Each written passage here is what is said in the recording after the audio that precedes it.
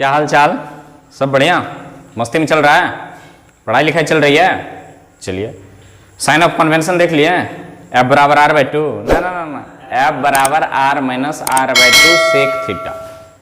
ठीक, तो चलिए मैं अनिल कुमार मेहता आपका पुनः स्वागत करते हैं हमारे और आपके सुंदर सा यूट्यूब चैनल केमिस्ट्री वाला के मेहता या फिर जेल साइंस मिशन रे ऑप्टिक्स 08 के साथ। आज इसमें हम लोग अध्ययन करेंगे image formation by spherical mirror. ये पहले से भी जान चुके हैं, लेकिन जब सीरियली चल रहे हैं क्रमबद्ध तो क्रमबद्ध देखते जाएं, इसके बाद हम लोग आगे बढ़ जाएंगे। बीच में इसको काहे छोड़ें, तो क्या कहेंगे? हेडिंग लगाइए, image formed bye spherical mirror. किसके द्वारा? स्फेरिकल मिरर के द्वारा जो इमेज का निर्माण होगा वो किस प्रकार से होगा, कैसा होगा? नहीं, अब की बरस जो सावन होगा वो सावन कैसा होगा? सावन जैसा भी हो मेरा छोड़ दो, हटाओ, नहीं क्या कहेंगे आगे? तो क्या कहें, तो भोज उज का सीजन चल रहा है, हाल फिलहाल में भी एक हुआ है, सो तो आप लोग जानते ही होंगे। Image formed bye spherical mirror. अब स्फेरिकल मिरर दो प्रकार के होते हैं। स्फेरिकल मिरर कितने प्रकार के? दो प्रकार के। पहला हो जाता है कॉन्वेक्स मिरर और दूसरा कॉनकैव मिरर। और इसका दूसरा तीसरा नाम भी आप लोग जानते हैं। दूसरा तीसरा नाम क्या जानते हैं? कॉन्वेक्स का क्या नाम है? डाइवर्जिंग। और कॉनकैव का क्या नाम है? कन्वर्जिंग। कन्वर्जिंग का मतलब एक बिंदु पर मिला दे, और डाइवर्जिंग का मतलब बिखेर दें, एकदम समेट करके लाएं और ऐसे करके छीट दें, उसको क्या कहते हैं? डाइवर्जिंग। और जो छीटल छाटल को समेट करके एक जगह ला दें उसको क्या कहते हैं? कन्वर्जिंग। ठीक, तो बारी बारी से देख लेते हैं। पहले कॉनकैव में देख लेते हैं, उसके बाद किस में देख लेंगे? कॉन्वेक्स में देख लेंगे। तो पहला क्या देख लें? तो इमेज फॉर्म्ड, एक नंबर में image formed by convex mirror. किसके द्वारा? कॉन्वेक्स मिरर के द्वारा इमेज का निर्माण। तो डिफरेंट पोजीशन पर डिफरेंट टाइप्स के क्या होते हैं कि इमेज का निर्माण होते हैं। लेकिन दो टर्म जान लीजिए, दो टर्म अभी हम बता रहे हैं, आगे लिखेंगे तो फिर दिक्कत ना हो। एक होता है मैग्नीफाइंग। क्या होता है? मैग्नीफाइंग। एक होता है डिमिनिस्ड। इसका मतलब तो होता है आवर्धित, और इसका उल्टा आवर्धित का जो भी होता हो, आवर्धित। मैग्नीफाइंग का मतलब समझ लेना कि ग्रेटर देन, माने वस्तु से बड़ा। और डिमिनिस्ड का मतलब हो जाता है वस्तु से छोटा। देखिए दो टर्म बता दिया ना। मैग्नीफाइंग तो पहले से भी जानते होंगे, डिमिनिस्ड मतलब वस्तु से छोटा। मैग्नीफाइंग जब हम लिखें तो समझ जाना कि क्या होगा, वस्तु से बड़ा बन रहा है। और डिमिनिस्ड जैसे ही लिखे तो समझ जाइए कि वस्तु से क्या बन रहा है? छोटा। तो इसको कहीं कपचा उपचा में लिख लीजिए दो टर्म को। और मैग्नीफाइंग जब पॉजिटिव हो जाए, याद रखना, मैग्नीफाइंग जब क्या, मैग्निफिकेशन जो पावर होती है ना, किसी चाहे दर्पण हो, लेंस हो, उसका जो मैग्निफिकेशन कैपेसिटी होती है, पावर होती है, वो यदि इक्वल टू 1 हो जाए, इक्वल टू ऐसे हो सकता है m equal to 1, m greater than हो जाए 0, ऐसे कौन ना, m इक्वल टू 0 कहिए, m ग्रेटर देन 0 और m less than 0। m greater then 0 मत कहो ना, 1 कहिए ना। m किसके बराबर हो जाए? 1 के बराबर हो जाए तो वस्तु और इमेज दोनों बराबर साइज के होते हैं, दोनों बराबर साइज के होते हैं। जब मैग्निफिकेशन पावर 0 से अधिक हो, मतलब पॉजिटिव में जा रहा है, मैंने इसको 1 से अधिक कहो ना, किससे अधिक कहिए? 1 से अधिक कहो तो वस्तु से बड़ा हो रहा है प्रतिबिंब वस्तु से बड़ा हो रहा है। और जब ये 0 से कम हो जाए, मतलब ये नेगेटिव में जा रहा है, तो नेगेटिव में जा रहा है तो वस्तु से क्या हो जाएगा? ये छोटा हो जाएगा। तो याद रखेंगे, ये चाहे मैग्नीफाइंग और डिमिनिश्ड लिखा हो या ना हो, पर इस टर्म को जानेंगे। यहां पर क्या हो गया? वस्तु के बरोबर। यहां क्या हो गया? वस्तु से बड़ा का बड़ा, यहाँ क्या हो गया, वस्तु से छोटा। इसको भी कहीं पर कच्चा में लिख लीजिए। हो सकता है ये टर्म ना दे करके क्या दे दे, मैग्निफिकेशन पावर के टर्म में दे दे कि वस्तु से बड़ा है कि छोटा है। आ रही है बात समझ में? तो इसको कहीं कच्चा पर लिख लीजिए और बारी बारी से हम लोग रे डायग्राम के माध्यम से इसको समझते हैं। एक बार इसको नोट कर लीजिए फटाक से पहले आप।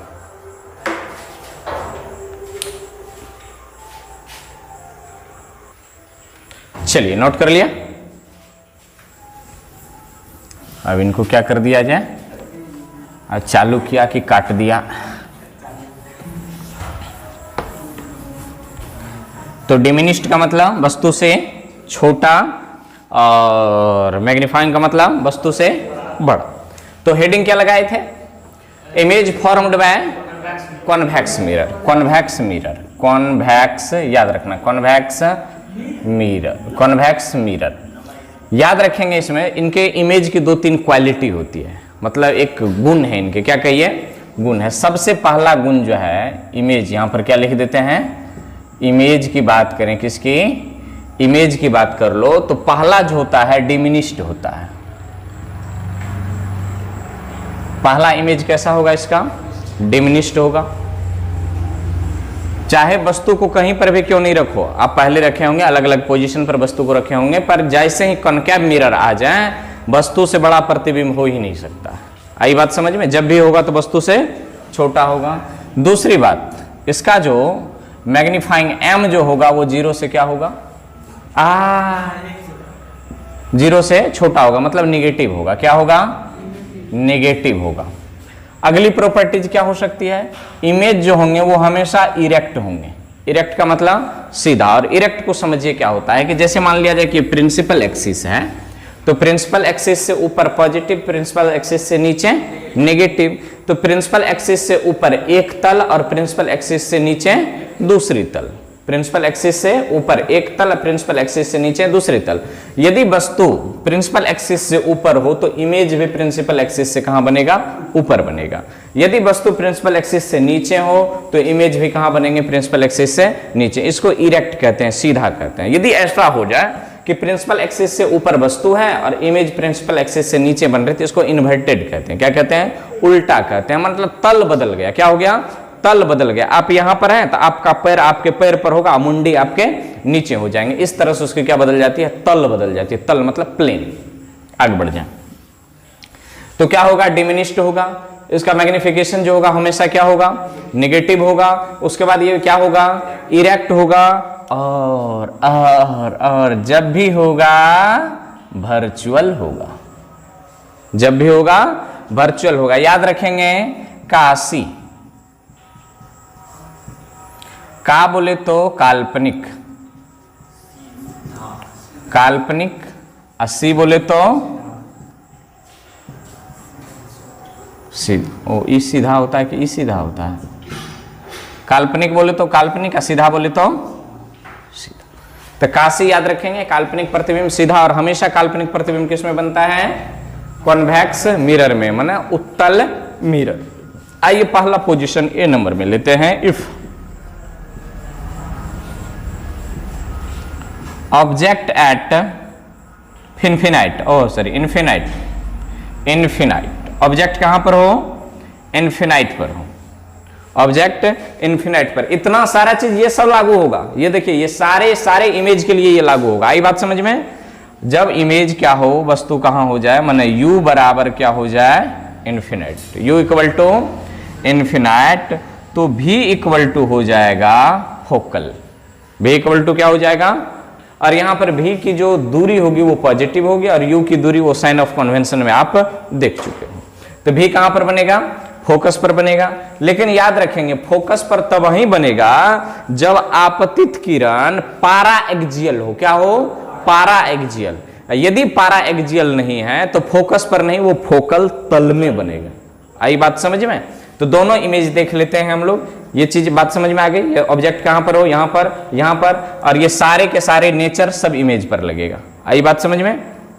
रे डायग्राम देखिए, रे डायग्राम, रे डायग्राम। रे डायग्राम को हिंदी में क्या कहते हैं, किरण आरेख कहते हैं। क्या कहेंगे, किरण आरेख। दो पिक्चर बनाएंगे। कितने पिक्चर, दो पिक्चर, ये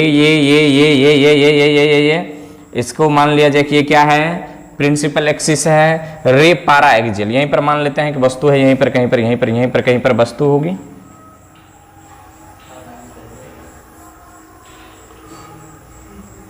और एक रे ऐसे जाएंगे, यहां पर मान लेते हैं कि क्या होगा, एक रे यहां पर मान लो ऐसे करके जा रही है, आहा,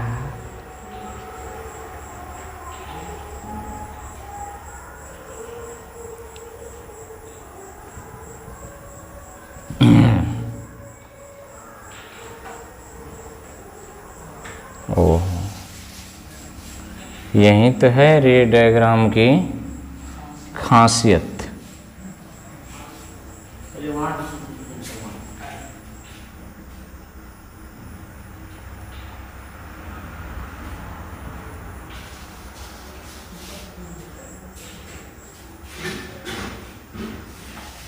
ये रे गया, यूं गया, इधर लौट गया, और इसको पीछे की ओर मिलाएंगे तो ये कहां पर मिलता हुआ प्रतीत होगा,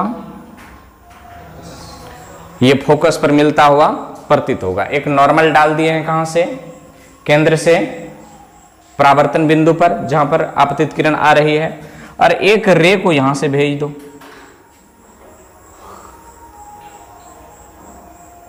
और दूसरी रे को भी ऐसे ही भेजिए, क्या जाता है अपन का,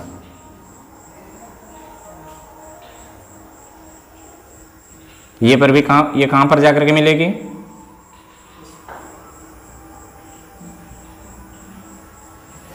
ये दोनों रे जहां पर जाकर के मिल जाती है उस बिंदु को क्या कह देते हैं हम लोग, मुख्य फोकस कह देते हैं। और ये मान करके चले हैं कि दोनों रे जो है ये पारा एक्सियल है, क्या है, पारा एक्सियल है, ये मान करके चलना है। पर यहां पर इस बिंदु पर प्रतिबिंब नहीं बनेगी, ये प्रतिबिंब इससे थोड़ा ऊपर उठा हुआ प्रतीत होगा, ये उससे ऊपर बनेगा। दो तीन रे डायग्राम से आपको दिखा देते हैं, ये पारा एक्सियल में आ गया। दूसरी केस यहां पर ले लेते हैं, इन्फिनाइट से रे को ले आते हैं, कहां से, इन्फिनाइट से ले आइए, और अनंत से चलने वाली प्रकाश की किरणें आपस में समानांतर होती है, न कि प्रिंसिपल एक्सिस की। इससे जाएगा, इससे भी जाएगा, इसको इधर मिला लीजिए कहीं,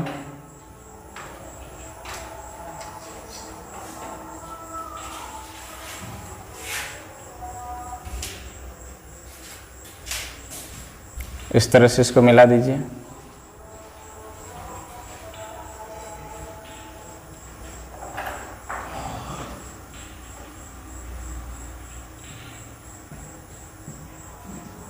यहां पर जो प्रतिबिंब बन रहा है, यही क्या होगा, ये फोकल तल होगा, ये एफ पर नहीं, ये फोकल तल होगा, और यहां पर कहीं के किसका क्या होगा, केंद्र बिंदु होगा। तो पहली स्थिति क्या है, इन्फिनाइट पर हो तो कहां पर बन जाएगा, फोकस पर, प्रतिबिंब कहां पर बनेगा, फोकस पर। दूसरी कंडीशन ले लें कि ऑब्जेक्ट को कहां पर रख दें हम लोग, मतलब किसी भी पोजीशन पर, अदर देन इन्फिनाइट, एक बार इसको नोट कर लीजिए आप, अदर देन, इतना तो सबके लिए, देखिए दो ही कंडीशन यहां पर लिखे हैं, बाकी सारे के सारे कंडीशन एक साथ ऊपर में, ये सभी प्रकार के इमेज के लिए ये लागू होगा, फटाक से नोट कर लीजिए। चलिए इनको नोट कर लिए। अब जो दूसरी कंडीशन लेंगे, फिर ये 1 2 3 4 पॉइंट जो है ये सब के लिए लागू होगा।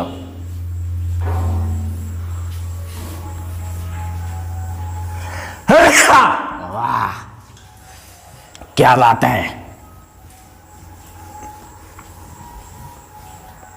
दूसरा कंडीशन क्या ले, दूसरा कंडीशन क्या ले, बी नंबर में, एट एनी पोजीशन, याद रखेंगे, अदर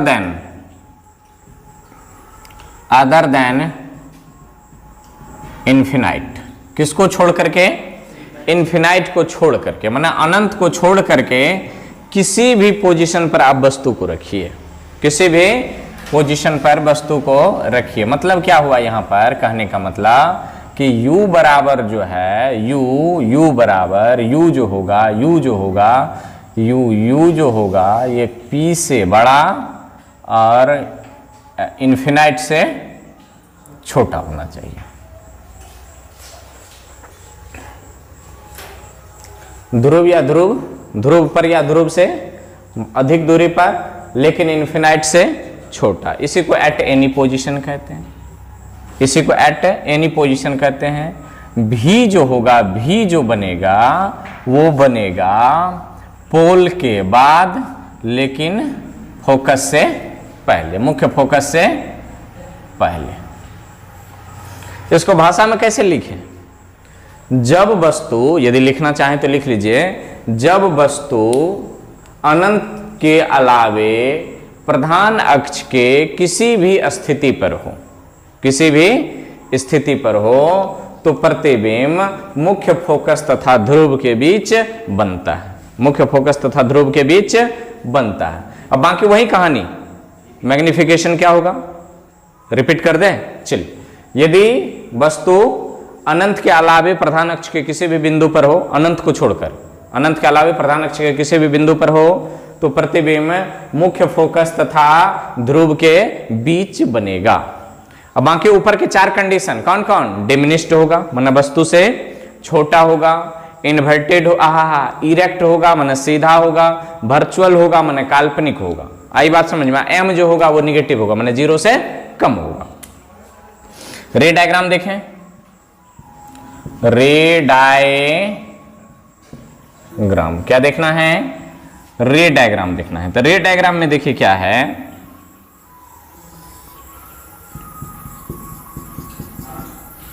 यहां बनाएंगे, यहां बनाएंगे, यहां बनाएंगे, यहां बनाएंगे।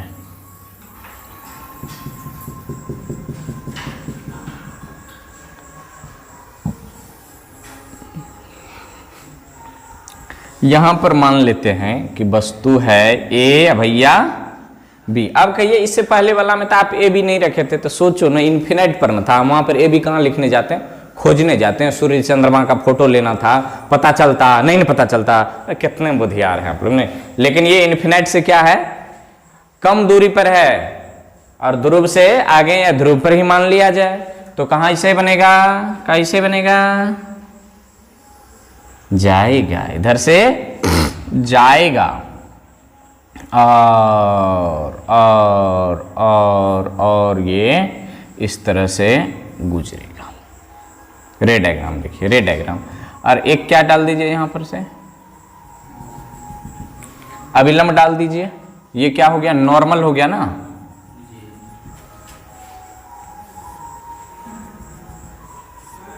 यहां पर सी बिंदु है, ये क्या एकदम दिख रहा है, सीधा दिख रहा है, एकदम टकवाटा ना।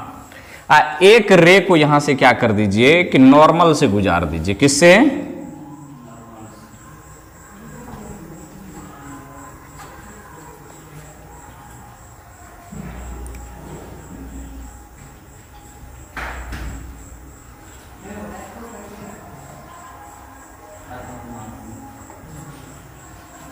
कटा कहां पर? इस बिंदु पर ना, तो ये बनेगा ए डैश बी डैश प्रतिबिंब। फोकस तो ये आ जाता है,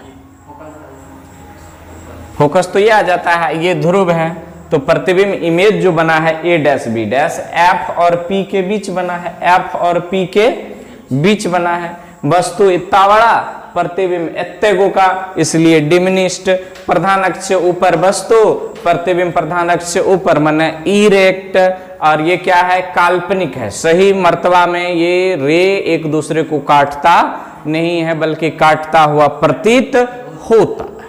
और जानते हैं काल्पनिक प्रतिबिंब को कभी पर्दे पर उतारा नहीं जाता है, तो इसे भी पर्दे पर उतार नहीं सकते हैं। ये दो कंडीशन थे किसमें? कॉन्वेक्स मिरर में। रे डायग्राम आप नोट कर लीजिए फटक से।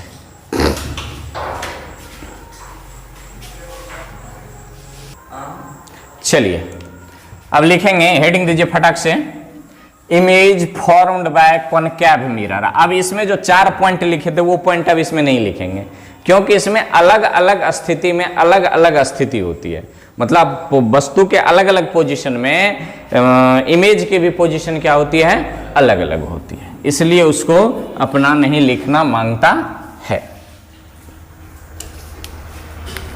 तो क्या लिखेंगे, हेडिंग दीजिए, image formed by concave mirror, image formed by concave mirror. Case first A number में, ऑब्जेक्ट एट इनफाइनाइट, वस्तु कहां पर हो, मतलब u बराबर इनफिनाइट, v बराबर मुख्य फोकस या फोकल तल कहिए, मुख्य फोकस या फोकल प्लेन, याद रखेंगे हमेशा फोकल पर ही बनेगा, ये कोई जरूरी नहीं है, किस पर बनेगा, वो फोकल प्लेन में भी बन सकता है। दूसरी बात क्या होगा, डिमिनिश्ड होगा, डिमिनिश्ड मैंने वस्तु से छोटा। उसके बाद क्या होगा, m जो होगा वो क्या हो जाएगा, इसका मतलब 0 से छोटा हो जाएगा। उसके बाद क्या होगा, मतलब एक्चुअल होगा, एक्चुअल प्रतिबिंब मतलब वास्तविक प्रतिबिंब होगा। वास्तविक प्रतिबिंब याद रखेंगे, बाऊ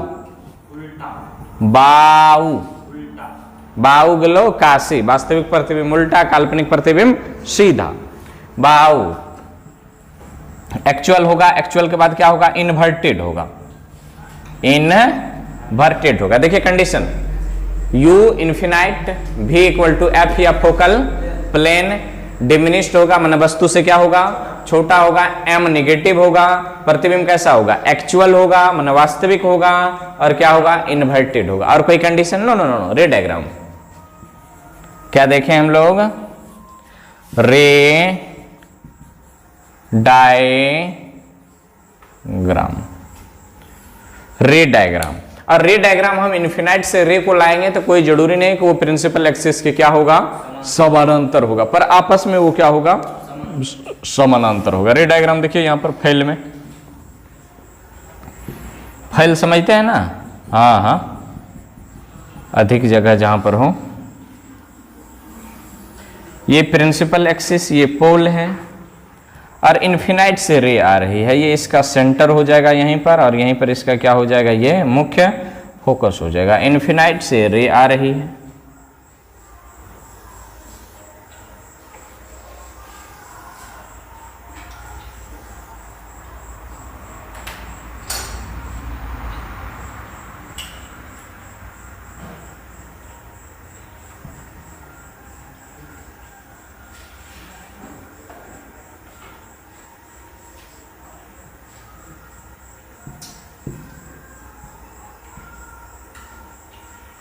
देख रहे हैं, ये मुख्य फोकस है।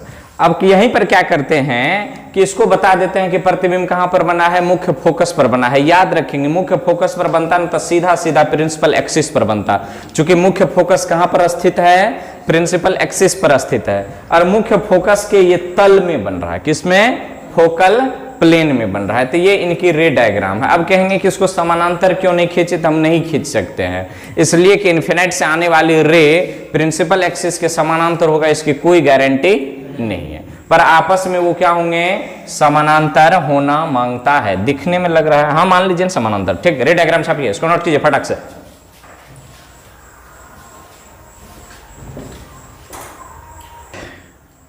नोट कर लिए इनको। अब लिखते हैं ऑब्जेक्ट बी नंबर एट नहीं, बी नंबर में object between infinite and centre of curvature, centre of curvature, वस्तु कहां पर हो, अनंत और वक्रता केंद्र के बीच हो। तो यहां पर क्या लिखेंगे, थोड़ी सी चेंज करनी पड़ेगी। तो u जो होगा वो u जो होगा c से बड़ा और इन्फिनाइट से छोटा, वक्रता केंद्र और अनंत के बीच। प्रतिबिंब कहां पर बनेगा, भी कहां पर बनेगा।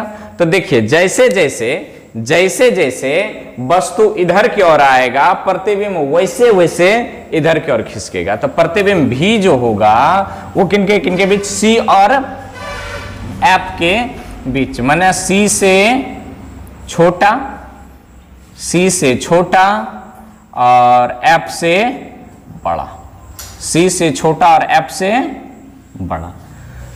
कहानी कैसे, डिमिनिश्ड, एक्चुअल, इन्वर्टेड, बा।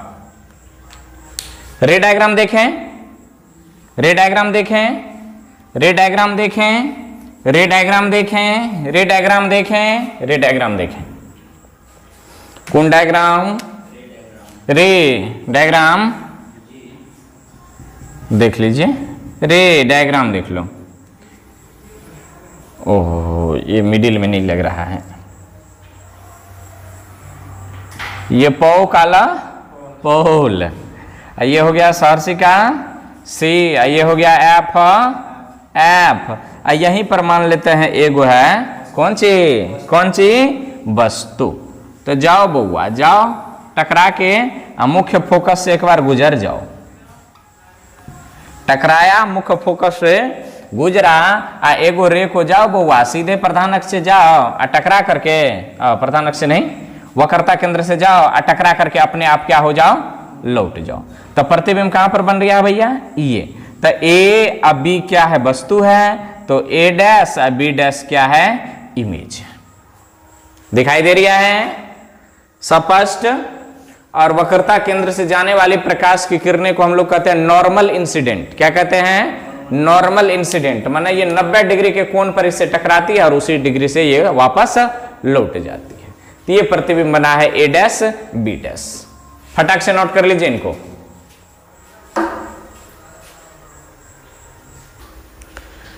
चलिए अब देखते हैं वस्तु को कहां पर रख देते हैं।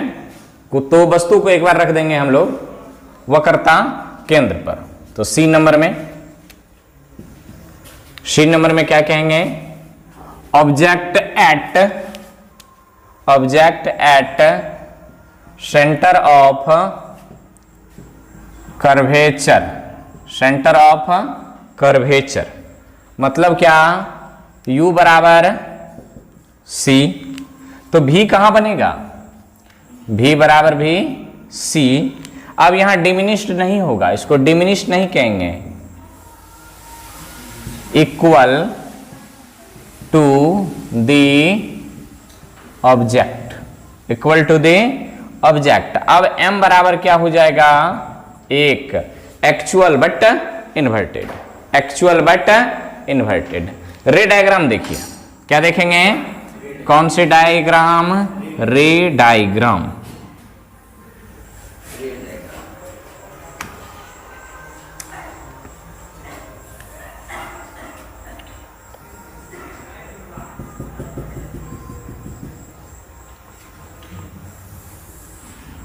ये इनका मान लेते हैं ये मुख्य फोकस है, यही इनका क्या है, वक्रता केंद्र है, और यहीं पर क्या है, ऑब्जेक्ट है। जाओ भैया अब मुख्य फोकस से तुम क्या हो लो, एक बार पहली फुर्सत में गुजर लो, नहीं मुख्य फोकस से पहली फुर्सत में गुजर लो। और एक रे को क्या करते हैं, मुख्य फोकस से पहले ये गुजार देते हैं। क्या करते हैं, मुख्य फोकस से पहले ये गुजार देते हैं। तो मुख्य फोकस से गुजरने के बाद प्रधान अक्ष के क्या हो जाते हैं, वो समानांतर हो जाते हैं। गड़बड़ हो रही है, गड़बड़ हो रही है, गड़बड़ हो रही है, मतलब पोजीशन गड़बड़ा रहा है और कुछ नहीं, गड़बड़ हो नहीं रहा है, पोजीशन गड़बड़ा रहा है।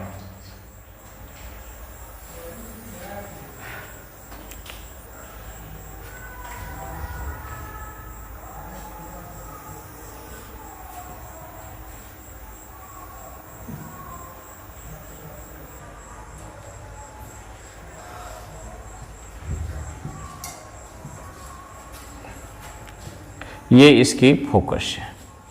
तो रे को कहां से गुजार देंगे, मुख्य फोकस से गुजार दीजिए। थोड़ा टेढ़ा हो रहा है, पर टेढ़ा उड़ा होता कुछ नहीं है।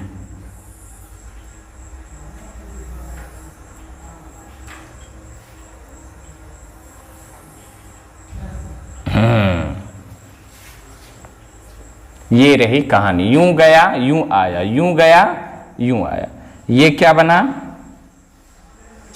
प्रतिबिंब ए बी डैश, ए बिंदु तो वही है, ए बी डैश। जितना बड़ा वस्तु उतना बड़ा प्रतिबिंब। प्रतिबिंब कहां बना, तो वक्रता केंद्र पर, वक्रता केंद्र पर, equal to the object, m equal to 1, actual inverted, actual inverted. अब 2-3 कंडीशन और लेंगे, 1 2 3, 1 2 3, 3 कंडीशन और लेंगे। फटाक से इसको नोट कर लीजिए।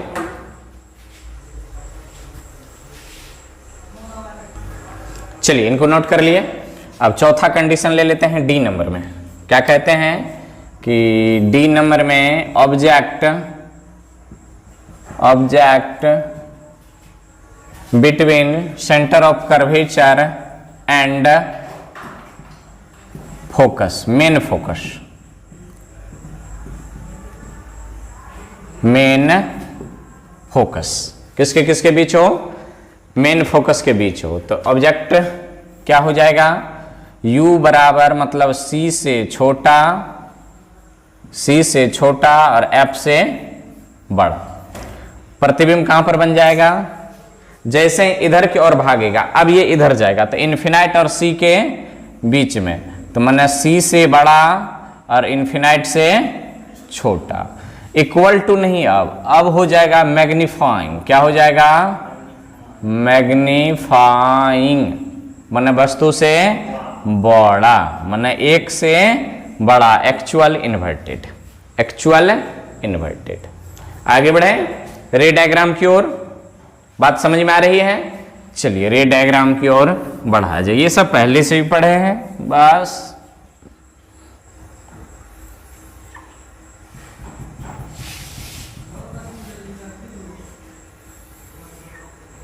इसको मान लो F है, इसको मान लो C है, और वस्तु शायद यहीं कहीं पर बैठा है।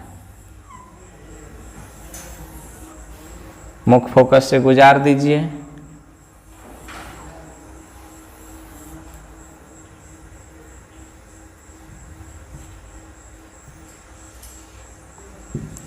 A dash B dash A B,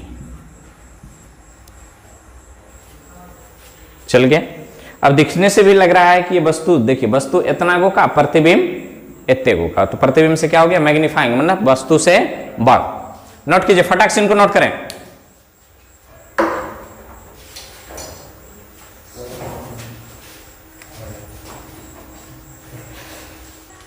चलिए नोट कर लिए इनको। पांचवा कंडीशन देखिए, कौन सी कंडीशन, पांचवा कंडीशन, ऑब्जेक्ट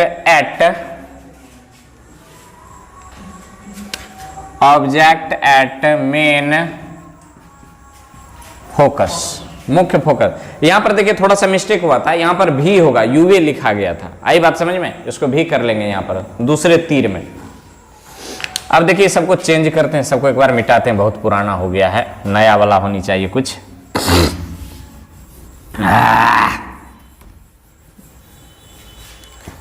मेन फोकस पर है, मतलब u बराबर क्या होगा, F, तो v बराबर क्या हो जाएगा, v बराबर इन्फिनाइट, जस्ट उल्टा होता है ना, इन्फिनाइट पर तो फोकस पर, अब फोकस पर तो इन्फिनाइट पर। अगला क्या होगा, मैग्नीफाइंग, वेरी मैग्नीफाइंग, ऐसे कहिए वेरी मैग्नीफाइंग, मतलब वस्तु से बहुत बहुत बड़ा। और क्या होगा, इन्वर्टेड, और क्या होगा, एक्चुअल बना, या कहिए रियल कहिए, एक्चुअल कहिए या रियल कहिए, एक टर्म और आता है इसका, रियल इमेज, एक्चुअल इमेज। और m बराबर जो होगा वो एक से बहुत बहुत क्या हो जाएगा, ये बड़ा हो जाएगा। रे डायग्राम देखें इनका, तो चलिए रे डायग्राम देखते हैं। और ये कटता नहीं है, याद रखेंगे, ये कटता हुआ कहीं प्रतीत हो जाएगा। ये मान लेते हैं ये F है, मुख्य फोकस, इसका क्या है, वक्रता केंद्र है। यहां पर एक ऑब्जेक्ट है, यहां पर क्या है, एक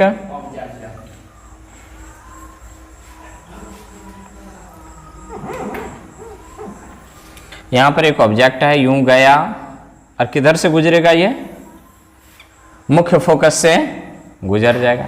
एक रे ले लीजिए,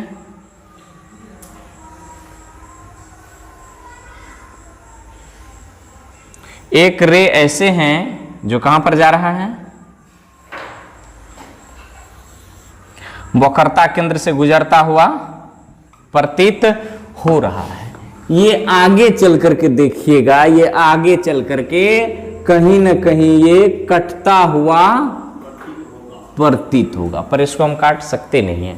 अत्यंत दुख के साथ कहना पड़ता है कि हम काट सकते नहीं। लेकिन देखिए ये दूरी, दोनों के बीच की दूरी घटती जा रही है, अनंत पर जाकर के कहीं ना कहीं एक दूसरे को क्या कर देगा, प्रतिच्छेद कर देगा, और जहां पर प्रतिच्छेद करेगा वहीं पर क्या बन जाना है, प्रतिबिंब बन जाना है। तो ये कहानी है मुख्य फोकस की, फटाक से नोट कर लीजिए आप।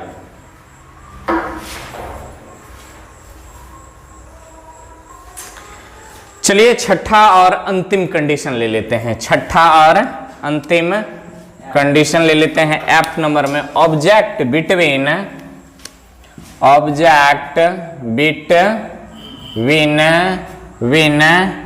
Main focus and pole of the mirror.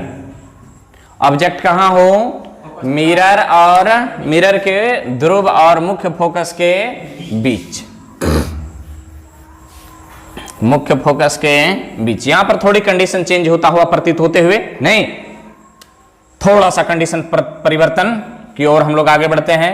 You जो होगा कहां पर हो रहा है, यू कहां पर हो रहा है, देखिए माने फोकस से क्या होगा, छोटा, फोकस से छोटा और पोल से बड़ा, माने ध्रुव के बाद। प्रतिबिंब कहां पर बनेगा, भी जो बनेगा वो मतलब क्या कहते हैं, मिरर के पीछे या इनसाइड मिरर। कहां पर बनेगा, बिहाइंड द मिरर। भी बराबर क्या होगा, बिहाइंड द मिरर।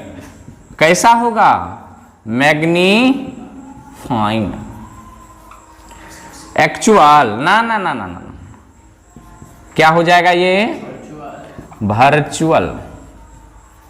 वर्चुअल के बाद क्या होगा, डिमिनिश्ड की मैग्नीफाइंग, तो मैग्नीफाइंग। वर्चुअल के बाद क्या होगा, erect. Clear. m equal to क्या हो जाएगा, ग्रेटर देन 1। मिटाएं इनको। चलिए यहां से एक ऑब्जेक्टिव भयंकर आ सकता है कि वर्चुअल और सीधा, माने काल्पनिक और सीधा इमेज वस्तु से कब बड़ा होता है, वस्तु से कब बड़ा होता है, तो किस दर्पण में, अवतल दर्पण में F तथा P के बीच वस्तु हो तो। अब वैसे वर्चुअल इमेज कभी वस्तु से बड़ा नहीं होता, वर्चुअल इसमें बनता ही नहीं। एक ही कंडीशन है, वर्चुअल किसमें बनता है, कॉन्वेक्स में। कॉन्वेक्स में क्या होता है, मैग्नीफाइंग नेगेटिव होता है, मतलब उस वस्तु से छोटा। रे डायग्राम देखिए,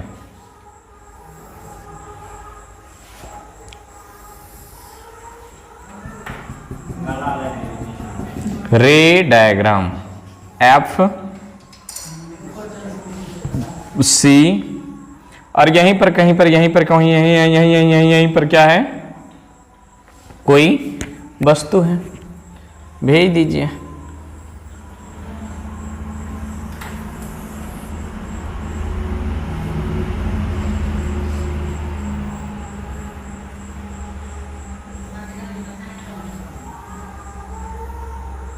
अब जरा सोचो, कितनों कोशिश करें इसको, कितनों पीछे बढ़ा लें, क्या ये एक दूसरे को कभी प्रतिच्छेद करेगा, जरा सोच करके देखो तो। ये रास्ते पर जा रहा है, ये फैल रहा है, तो इसको पीछे की ओर बढ़ाते हैं। भगवान ने हमें उपाय दिया है, क्या कर लेते हैं, इसको पीछे की ओर बढ़ाते हैं, पीछे की ओर बढ़ाते हैं, पीछे की ओर बढ़ाते हैं, और यहां पर लगता है कि ये प्रतिबिंब बना दिया। तो A dash B dash A B दर्पण के पीछे बन गया, वस्तु से, वस्तु इतना गो का, प्रतिबिंब इतना गो का बड़ा। क्लियर। तो चलिए इनको फटाक से आप लिए नोट, और इन्हीं के साथ हम आपसे लेना चाहेंगे विदा। फिर मिलेंगे अगले एपिसोड में। 09 के साथ, लेकिन उसमें चर्चा होगी मिरर फॉर्मूला की। किसके? Mirror formula. और आप जो प्राचीन काल से मिरर फॉर्मूला पढ़ते आ रहे हैं ना, वो सब फॉर्मूला सही है, फॉर्मूला सही है, पर प्रमाण की जो दृष्टिकोण है, प्रमाण की जो अवधारणा है, कैसे कैसे उसको प्रमाणित करते हैं, उस प्रमाण की अवधारणा को बदल करके एक नए मेथड से क्या करेंगे, उसको सॉल्व करेंगे और प्रमाणित करेंगे दर्पण सूत्र को। तो पढ़ाई करते रहें। All the best.